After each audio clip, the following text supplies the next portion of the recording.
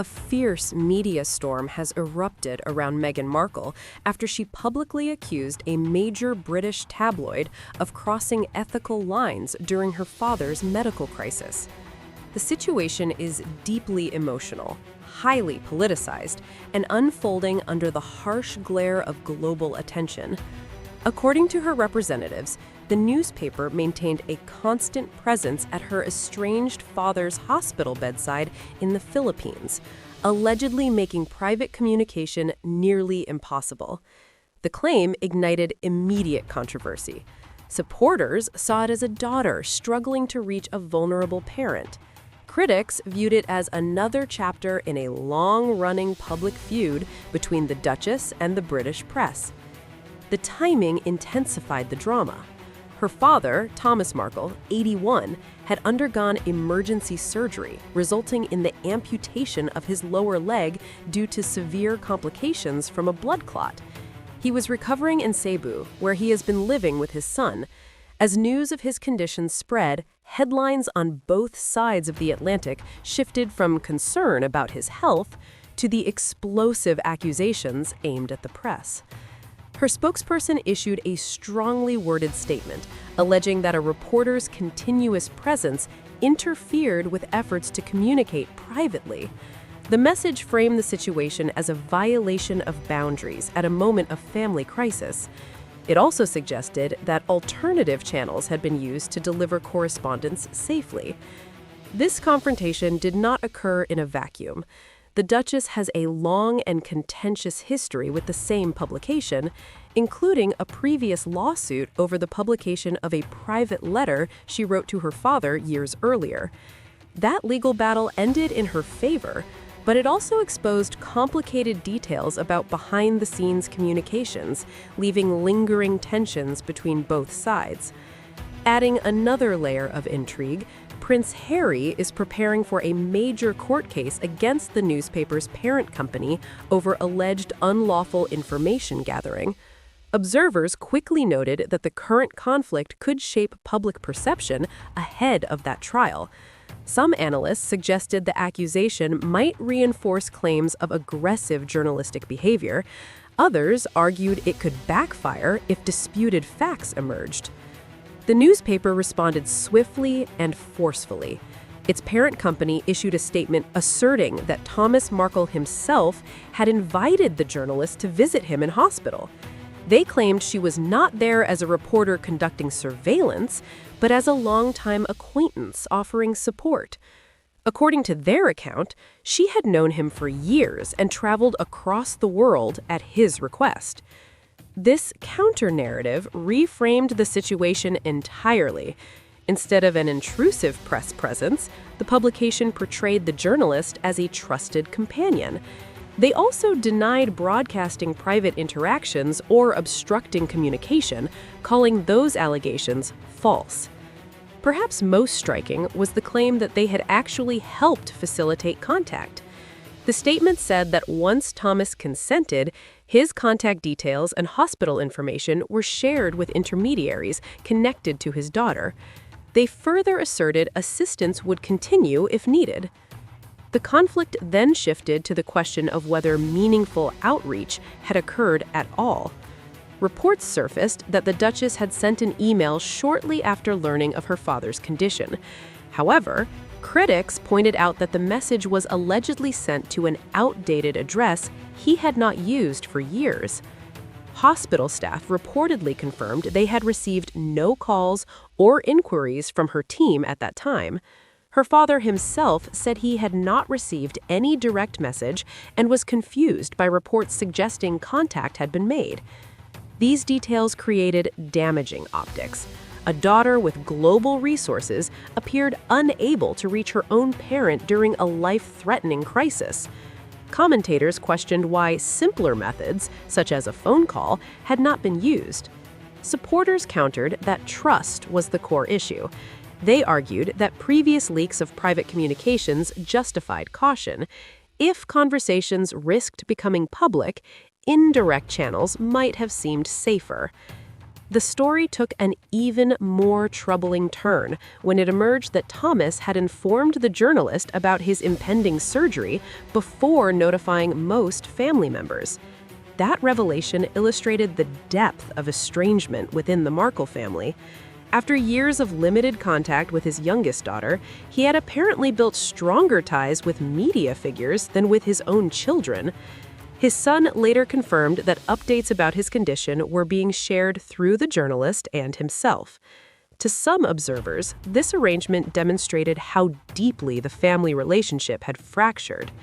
Others saw it as a practical solution for a man who felt isolated and wanted his story heard. At the heart of the controversy lies a painful reality. Both sides present narratives that reflect their own experiences. One side emphasizes betrayal, intrusion, and loss of privacy. The other highlights abandonment, loneliness, and a desire for connection. Complicating matters further is the broader context of celebrity, monarchy, and media economics. Personal tragedies involving public figures often become spectacles, especially when long-standing feuds already exist.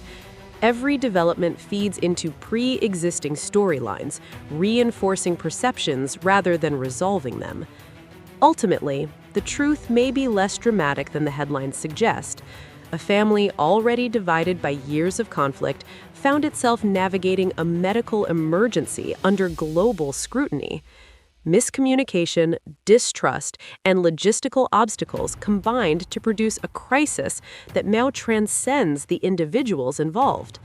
What began as a health emergency has evolved into a symbolic battle over privacy, loyalty, and public image, one that continues to unfold in real time. To fully understand the intensity of this conflict, it is essential to view it within the broader legal and reputational landscape surrounding the Duke and Duchess of Sussex. Prince Harry is preparing for a major court case against a powerful newspaper group, alleging unlawful information gathering spanning decades. Several high-profile figures are involved, and the financial stakes are enormous. The outcome could reshape the relationship between the British press and public figures for years to come. Against this backdrop, the dispute over Thomas Markle's hospital situation takes on strategic significance. Allegations of intrusive behavior reinforce the narrative that some tabloids operate without adequate ethical restraint. Conversely, strong denials aim to protect the publication's credibility before the trial begins. Meanwhile, Meghan's personal brand adds another dimension.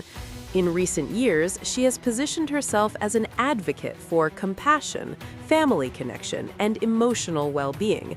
Critics argue that continued estrangement from her father undermines that image. Supporters insist that maintaining boundaries with harmful relationships is itself an act of self-care. The contrast became particularly stark when her father's health crisis coincided with the release of a major lifestyle project emphasizing warmth and togetherness. Commentators questioned the optics of promoting family ideals while remaining distant from a gravely ill parent. Some observers suggested the timing may have amplified negative perceptions regardless of intent. Medical emergencies do not follow media schedules, yet public reaction often interprets events through the lens of narrative rather than coincidence. Another unusual aspect of the situation involved diplomatic channels. Reports indicated that official representatives from the United States visited Thomas in hospital to check on his welfare and possibly deliver correspondence. If accurate, this step underscores how complex communication had become. For critics, involving government officials seemed excessive. For defenders, it demonstrated the extraordinary measures required to ensure privacy and security. Both interpretations highlight the unusual circumstances surrounding high-profile families. At the center of the story remains Thomas Markle himself, an elderly man facing serious health challenges while estranged from his daughter and grandchildren.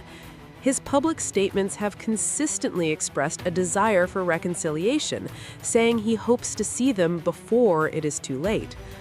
Whether such a reunion will occur remains uncertain. Sources close to Meghan indicate concerns about media presence and trust issues, suggesting that an in-person visit may not happen soon. Others argue that time is running out and that reconciliation should take precedence over past grievances. Public opinion is deeply divided. Some view the situation as a tragic consequence of toxic family dynamics exacerbated by fame. Others see it as evidence of calculated public relations on all sides. The coming months will likely be decisive. Harry's trial will draw renewed attention to the couple's relationship with the press, while Thomas Markle's health will continue to generate sympathy and scrutiny. Each new development will shape how history interprets this chapter.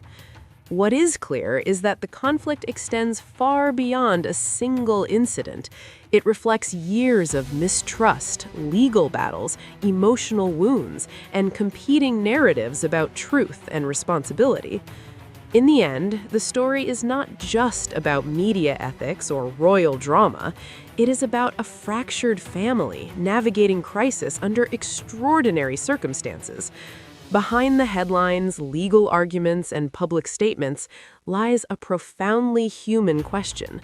Can reconciliation occur after so much damage has been done? For now, there is no clear answer. Only an aging father waiting, a daughter maintaining distance, and a world watching every move.